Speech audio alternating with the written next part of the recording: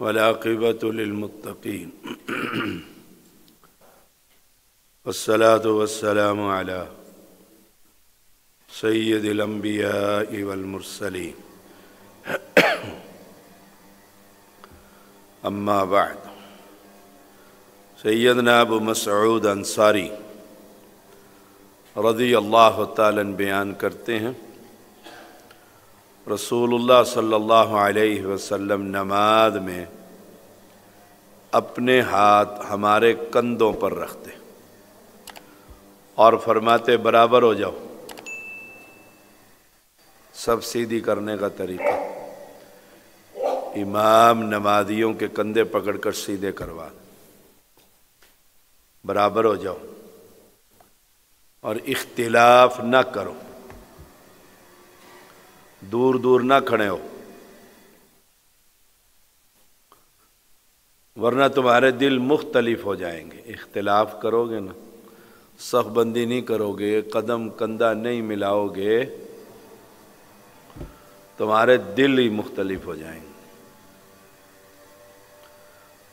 اور وہ لوگ جو بالغ اور عقل مند دینی اعتبار سے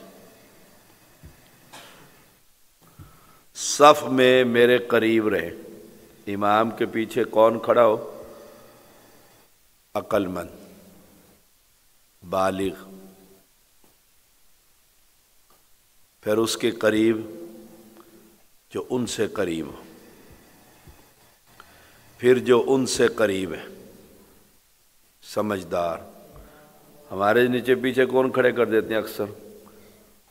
تو اللہ جزائے خیر دے ڈاکٹر صاحب کو کہ یہ میرے پیچھے کھڑے ہو جاتے ہیں، ورنہ ہر چھوٹے بچے کی کوشش ہوتی تھی شاہ صاحب کے پیچھے میں ہی کھڑا ہو جاؤں۔ ایک کو میں نے کہا اتنے کیوں کھڑا ہونا پتر، مسلح دے ہی آ جا، کام ہی مقام ہے۔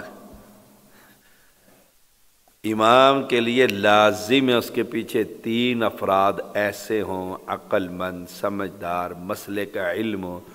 امام صاحب 100 کام ہے اس بیچارے کو، موٹر بھی اسی نے چلانی ہے، پنکھے اس نے بند کرنے ہیں، لائٹیں اس نے بند کرنی ہیں، صفیں خراب ہو گئی اس نے دیکھنی ہے، پوری مسجد کا کونا کونا دیکھنا ہے۔ وہ بیچارہ ٹینشن میں ہے، 3 رکعتیں پڑھ کر وہ بیٹھ گیا تشہد میں، تو پیچھے جو 3 بندے ہو نا وہ سمجھدار عقل مند کہ وہ کہیں سبحان اللہ نہیں، چوتھی بھی پڑھا دے سانو۔ اور ہم کس کو کھڑے کر دیتے ہیں پیچھے؟ سوچ لیں۔ میری مسجد میں خاص طور پہ پیچھے کھڑے ہونا سنت سے ثابت نہیں ہے۔ سمجھدار، عقل مند، دینی اعتبار سے امام کو کچھ ہو جائے وہ جماعت بھی کرا سکیں۔ میں ان قاریوں کو کہتا رہتا ہوں، دونوں قاریوں کو، کدھر ہے وہ؟ دیکھو تشہد میں بیٹھا ہے مولانا بھی، اور ایک وہ ادھر جماعت کروا رہا ہے جابر۔ ان دونوں کو کہتا ہوں یہاں آیا کریں، دائیں بائیں ڈاکٹر صاحب کے کھڑے ہوں، 3 بندے ہوں عقل مند۔ یہ کہنے سانوں کی لوڑ ہے، آپ ہی پختو مسجد بنائیے۔ صحیح مسلم 432 نمبر حدیث ہے۔ یہ سننے کے بعد کوئی بندہ ایسا جو نماز کے قابل نہ ہو، امامت کے قابل، وہ میرے پیچھے نہ کھڑا ہو، امام کے پیچھے نہ کھڑا ہو۔ بابڑا بازار ہے نا، بابڑا بازار راول پنڈی میں، ڈاکٹر صاحب نے دیکھا ان کے جو امام ہے نا بلتستانی، وہ اپنے پیچھے سے کہتے نکل ادھر سے، ادھر میرے پیچھے کدھر آ گیا، ایسے سختی کے ساتھ داڑھی منڈواتا ہے اور میرے پیچھے آ کے کھڑا ہو گیا، چل ادھر سے ادھر جا، ادھر کوئی داڑھی بار، ادھر آؤ۔ جب تک اپنے پیچھے 3 بندے صحیح کھڑے نہیں کر لیتے جماعت ہی نہیں کراتے، اور صحیح کرتے ہیں۔ بھائی تم اپنی حیثیت دیکھو، اور کھڑے ہونے کے لیے کوشش ہوتی ہے تو میں ممبر سے چڑھ جاؤں۔ وہ ایک کمشنر اہل حدیث ہو گئے بھاولپور میں، ہم پڑھتے تھے، داڑھی وغیرہ کوئی نہیں، وہ حافظ صاحب اس کے ساتھ پیار کرتے تھے، بھی نیا نیا بندہ صحیح اہل حدیث ہو گیا۔ وہ ایک دن جمعے کو سے چڑھا نا عقیدہ اور توحید اور سنت، انہوں نے کہا جی جمعے کے بعد میں نے بھی جمعہ پڑھانا ہے۔ آپ صاحب نے کہا اچھا میں جمعہ پڑھا لوں، پھر آپ بھی دے لینا درس۔ بس سلام پھرا نا، اسے جوش چڑھا تھا، وہ چڑھ گیا اوپر عقیدہ توحید۔ وہ ایک بابا بیٹھا ہوا تھا صحیح، انہوں نے کہا پہلے داڑھی تے رکھ، تے چڑھ گیا۔ جڑی گلا کردا ہے حافظ صاحب سانوں دس دین داڑھی تے رکھ پہلے ممبر تے چڑھیاں جا کے شدے پھر وہ نیچے آ کے حافظ صاحب ہنسنے لگ گئے. سبحان اللہ. سیدنا انس رضی اللہ تعالیٰ عنہ بیان کرتے ہیں رسول اللہ صلی اللہ علیہ وسلم اس بات کو پسند کرتے تھے کہ میرے پیچھے مہاجرین اور انصار آپ کے قریب ہوں. ٹھیک ہے نا؟ مہاجرین سب سے پہلے اور انصاری ٹاپ کلاس ایمان کی حالت میں. وہ امام کے آپ پسند کرتے تھے یہ مہاجر اور انصاری یہاں آئے میرے پیچھے کھڑے تاکہ کوئی مسئلہ ہو تو وہ آپ سے سیکھیں اور امت کو سکھائیں. اس میں احتیاط کیا کریں. میں کہتے رہتا ہوں ادھر آ جاؤ آگے یہاں آ جاؤ اور کوئی اور دوسرا چڑھ جاتا ہے یہاں پر نہ پاؤں ملاتا ہے نہ. ایک دفعہ میں نماز پڑھائی پرانی مسجد تھی ایک یہاں پہ آیا ہی کوئی نہیں پیچھے ایک صحیح مچھ والی سرکار آئی ہوئی تھی کلف کا سوٹ لگا ہوا وائٹ وہ میرے پیچھے آ گیا بھائی چل. میں نے کہا نا السلام علیکم ورحمۃ اللہ السلام. بہت غصے میں تھا. کہتے یہ کیسے نماز پڑھائی ہے؟ میں نے کہا جیسے رسول اللہ صلی اللہ علیہ وسلم نے پڑھائی تھی میں نے ویسے پڑھائی. کہتے زندگی میں پہلی دفعہ ایسی نماز پڑھی کبھی گیا ہی نہیں اہل حدیث مسجد میں بیچارہ. پتہ نہیں دوسری مسجدوں میں بھی گیا کہ نہیں گیا. یہ کوئی ہم پشاور میں تھے تو ایک پولیس والے سے پوچھا شیخ امین اللہ پشاوری کا مدرسہ وہ ادھر ہی مسجد ہے. کہتا مسجد. وہ ہمارے ساتھ جو بزرگ تھے وہ کہنے لگے کدی مسیطیں گیا ہیں تو پہلے یہ دس مسجد کبھی گیا بھی ہے؟ آئے ہائے. سیدنا عبداللہ بن عباس یہ ابن ماجہ کی حدیث ہے جو ہم نے پڑھی ہے 977. عبداللہ بن عباس رضی اللہ تعالی عنہما کہتے ہیں میں رات کی نماز میں نبی رحمت صلی اللہ علیہ وسلم کے بائیں طرف کھڑا ہوا. آپ نے تہجد شروع کی یہ وہ خالہ کے پاس تھے انہوں نے کہا چلو بائیں طرف امام کے کھڑے ہو. آپ نے پیچھے سے میرا سر پکڑا اور مجھے اپنے دائیں طرف کھڑا کر لیا. دائیں طرف مقتدی جو ہوگا دائیں طرف کر دیا. صحیح بخاری 726 نمبر. اور ہم کہاں کھڑے ہوتے ہیں؟ امام یہاں کھڑا ہوتا ہے اور حنفی مقتدی یہاں کھڑا ہوتا ہے. بھائی اس کے برابر ہو جا اگر نہ وہ امام ہے. اور یہاں پیغمبر علیہ السلام نے اپنی دائیں طرف کر لیا. سیدنا جابر رضی اللہ تعالیٰ بیان کرتے ہیں میں نماز میں نبی اکرم صلی اللہ علیہ وسلم کے پیچھے کھڑا ہو گیا. پیچھے کھڑا ہو گیا. یہ حنفی مقتدی پیچھے کھڑا کٹھے نہیں کھڑیں گے نماز پڑھائیں گے نا. دو بندے ہوں گے نا جماعت کی فہم ہوگی جماعت کرا لیں نہ ایسے رہیں گے ایسے ایسے. مقتدی یہاں ہوگا برابر ہو جا. جابر یہاں پیچھے کھڑے ہوں. آپ نے میرا کان پکڑ کر مجھے اپنے دائیں جانب کر لیا. ادھر آؤ.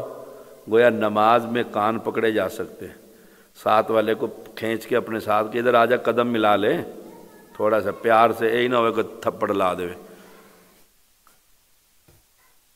صحیح مسلم 766. سیدنا انس بن مالک رضی اللہ تعالیٰ بیان کرتے ہیں ہمارے گھر میں رسول اللہ صلی اللہ علیہ وسلم نے نفل نماز کی جماعت کروائی. گئے وہاں جا کے نفل نماز میں اور ایک بچے نے اکٹھے رسول اللہ صلی اللہ علیہ وسلم کے پیچھے صف بنائی اور میری والدہ سیدہ ام سلیم ہمارے پیچھے اکیلی ہی صف میں کھڑی ہو گئی. پہلے آپ صلی اللہ علیہ وسلم پیچھے ایک بچہ اور ایک انس اس کے پیچھے والدہ. عورت اکیلی کھڑی ہو سکتی. عورت اکیلی کھڑی ہو سکتی. پھر گھر تھا آپ صلی اللہ علیہ وسلم ان کے گھر تشریف لے گئے تھے. صحیح بخاری 727 نمبر. گویا نفل نماز گھر میں جماعت پڑھائی جا سکتی ہے. سیدنا انس کہتے ہیں رسول اکرم صلی اللہ علیہ وسلم ہمارے گھر تشریف لائے. گھر میں میری والدہ اور میری خالہ تھی، آپ نے ہمیں نفل نماز با جماعت پڑھائی۔ آپ صلی اللہ علیہ وسلم نے مجھے اپنی دائیں طرف کھڑا کیا، عورتوں کو ہمارے پیچھے کر لی۔ دیکھو امام کے ساتھ دو بندے ہوں تو پھر ایسے کھڑے ہوں گے، ایسے نہیں ہوں گے، دو بندے ہوں گے تو ایسے کھڑے ہوں گے۔ بچے کے ساتھ بھی نماز، یہ بچہ ہے ایسے، اور عورتیں پیچھے کھڑی ہو گئیں۔ صحیح مسلم 660۔ ابو سعید خدری رضی اللہ تعالیٰ عنہ کہتے ہیں نبی رحمت صلی اللہ علیہ وسلم نے ایک آدمی کو اکیلے نماز پڑھتے ہوئے دیکھا اور فرمایا اس پر کون صدقہ کرے گا کہ وہ اس کے ساتھ نماز پڑھ لے۔ باقی سب نماز پڑھ چکے تھے، ایک صحابی لیٹ آیا، اس نے اپنی نماز پڑھی، آپ نے فرمایا بھی کون صدقہ کرے گا؟ فرض تو انہوں نے پڑھ لیے تھے، جاؤ نفل پڑھ لو، اس کے ساتھ جماعت ہو جائے گی اس کی۔ اس حدیث کے تحت شیخ ابن باز رحمہ اللہ اور لجنہ سعودی عرب کی ان کا فتویٰ ہے کہ جب کچھ لوگ مسجد میں آئیں اور امام نے سلام پھیر دیا ہو تو پہلی جماعت فوت ہونے کی وجہ سے دوسری جماعت کھڑی کر سکتے ہیں۔ حنفیوں کے ہاں نہیں، وہ تو اس مسئلے کو بھی لپیٹ دیتے ہیں کہ اس کے اوپر نماز نہیں ہو سکتی، کیوں؟ ایک ہو گئی ہے۔ اور ویسے قرآن پاک جو ہے نا، جیسے پڑھتے پڑھتے نا کوئی کھلا رکھ کے انہوں نے کہا نا کھلا نہ چھوڑ، بند کر اس کو، کیوں؟ اناف کے ہاں کیوں؟ کہ ابلیس قرآن پڑھ لے گا۔ مصلی کا وہ والا کونا جو ہے نا، لیفٹ والا کونا، ہمیں تعلیم دی جاتی تھی نماز پڑھنے کے بعد اسے ایسے کر کے نا لپیٹ دیں، کیوں؟ کہ ابلیس نماز پڑھے۔ لا الہ الا اللہ، ابلیس نے پڑھنی ہوتی تو اوپر ہی نہ سجدہ کر لیتا، جان چھوڑ، عذاب میں ڈالا، میں بھی دنیا میں آ گیا، میں گندگی کے اندر، جنت میں رہتے مزے سے۔ اس نے بھائی ایسی باتیں ہیں نا، ان ہندوستانی قوم سے مل کر یہ پاکستانی جو آئے ہیں نا، وہاں ہندوؤں والی باتیں۔ آخری بات آج کے سبق کی، انس رضی اللہ تعالیٰ نے ایک مسجد میں آ کر جہاں لوگ با جماعت نماز پڑھ چکے تھے دوبارہ اذان اور اقامت کہلوائی اور نماز پڑھی۔ مسجد میں کسی مسجد میں جا کے اذان نہ دینا، ماریں گے۔ ہماری مسجد میں بھی نہ دے اذان دے، لڑائی ہو جائے گی، لوگ کہیں گے ابھی تو نماز اذان ہو، یہ دوبارہ کیسے اذان دے دی آپ لوگوں نے؟ ہم جاتے تھے نا دوسری مسجدوں میں نماز پڑھنے کے لیے، لڑائی ہو جاتی تھی۔ وہ ایک ہی مسجد، ایک اور حدیث ہے، یہ کون سی ہے؟ ابن ابی شیبہ کی 2298۔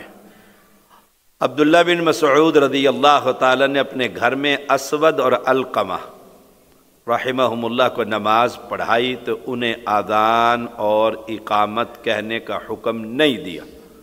دونوں چیز ثابت ہو گئی، بغیر اذان کے بھی بغیر اقامت کے بھی۔ پیغمبر نے بھی جب پڑھائی نا ام سلیم کے گھر میں، نہ اذان دی نہ اقامت، لیکن صحابی نے مسجد میں آ کر اذان بھی دی، اور ہاں ایسی کوئی ویرانے میں مسجد ہو سفر میں، وہاں بندہ اذان دے کے نماز پڑھ لے، وہاں کوئی مسئلہ نہیں ہوتا۔ لیکن جو مسجدیں مولانا کے کنٹرول میں ہے نا، وہاں جا کے ڈاکٹر آفتاب صاحب کوئی پنگا نہیں پڑا، کوئی ایسی کام نہیں کرنی۔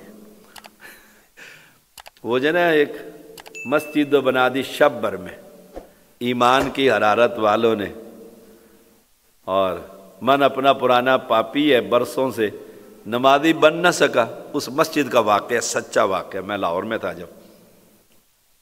آخری بات بس یہی، ابھی ہمارے 2 منٹ رہتے ہیں، تو وہاں ایک کہتا جی میں نماز پڑھنے گیا، ایسے کر کے میں نے جو ہی اللہ اکبر ہاتھ سینے پہ باندھے تو مولانا کو یا مسجد کا جو ذمہ دار تھا خادم کوئی بھی کہتا وہ شروع ہو گیا، آ جاتے ہیں گستاخ وابی فلانے فلانے، کہتا جی میں نے کیا 4 رکعتیں پڑھنی تھی، اس نے میری ایسی تیسی کر دی۔ جو ہی کہتے میں نے سلام پھیرنا، اس نے فٹافٹ نفل شروع کر دی، فٹافٹ نا۔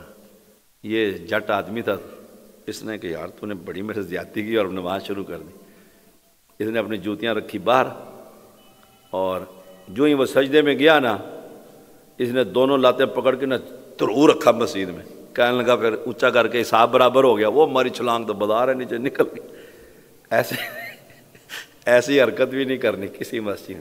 کوئی اگر غصہ ہو ناراض ہو، ان کی مسجدیں ہیں، خاموشی سے گھر چلے جاؤ، چھوڑ دو۔ مسجد میں فتنہ، شور، لڑائی، مسجد ہوتی ہے جس کی بھی ہو، وہاں پر کوئی فساد نہیں کرنا۔ وہ آپ کی طرح کوئی جذباتی ہوگا، ڈاکٹر آفتاب صاحب کو سنانا چاہ رہے ہیں، وہ لتہ پھڑیاں سیدھیاں کرتے ہیں انہیں، صلی اللہ علیہ وسلم۔ ہاں